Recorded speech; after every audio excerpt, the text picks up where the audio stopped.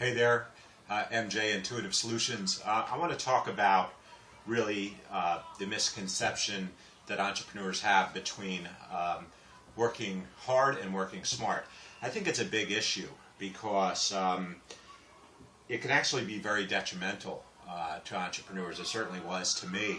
A lot of business people and entrepreneurs that I know think that because they work a certain amount of hours, they deserve a certain level of success, and it's not the case.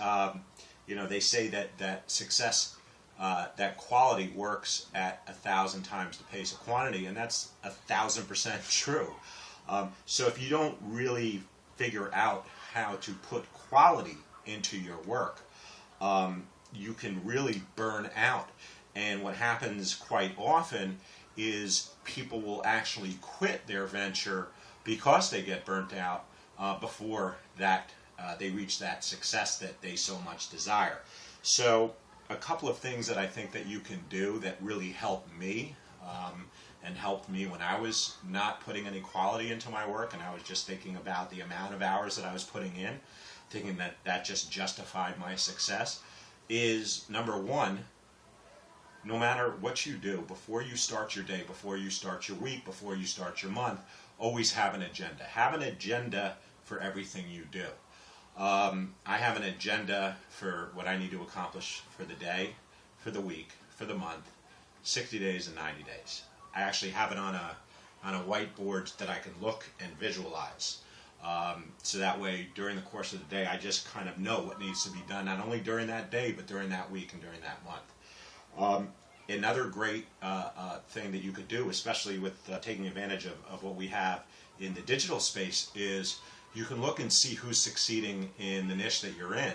And if they're succeeding, the odds are that they're being very efficient in the quality of their work. You can also, conversely, look and see what people are doing wrong.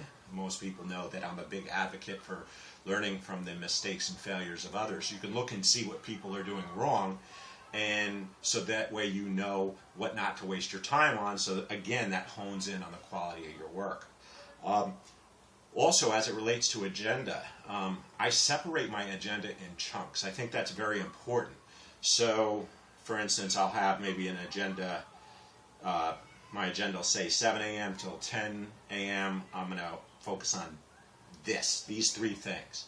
Then I'll take a 30-minute break, clear my head, and then from 11 till 2, I'm going to focus on these three things. And what that does is it gives you a fresh head and a fresh attitude every time you approach agenda. And I think that that's something that is great to avoid potential burnout. The last thing is, at the very end of your day, you have to look at that agenda and see what worked for you and what didn't.